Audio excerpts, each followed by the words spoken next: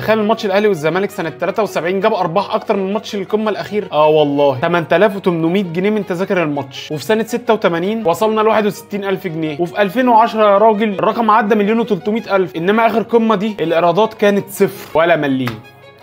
الاستاد فاضي. الفكره ان الموضوع دوت مش اول مره، من 2020 لحد دلوقتي 4 حالات انسحاب من ماتشات القمه. الزمالك انسحب سنه 2020، الاهلي خدها ساعتها 2-0 و3 بونت، والزمالك اتخصم منه 3 نقط. انما الاهلي انسحب 2025 والزمالك خدها 3-0، لكن الاهلي ما انسحبش منه ال3 نقط. القصه معايا مش فكره مين خد نقط ايه ومين ما خدش نقط ايه ومين زاد ومين قل. الموضوع بالنسبه لي ان فعلا الموضوع خطير جدا، لان القمه مش ماتش وبس، دي ماركه تسويقيه كبيره جدا. الشركات بتستنى الماتش دوت علشان الاعلانات، الرعاة اللي بيدفعوا بملايين، والدوري نفسه قيمته بتعلى. طب لكن مع الانسحابات بقى القيمه بتنزل، والرعاة بيهربوا من الماتش ده، في ظل ان الماتش دوت من اكتر الماتشات المهمه في تاريخ الدوري. كل ماتش تاريخي بالنسبه للاهلي او الزمالك. تخيل ان الراعي يهرب منه. قمه كانت زمان اهم منتج كروي بالنسبه للدوري المصري، النهارده بنخسرها بايدينا. انت شايف ايه الحل؟ شاركني رايك في الكومنتات. تشاو.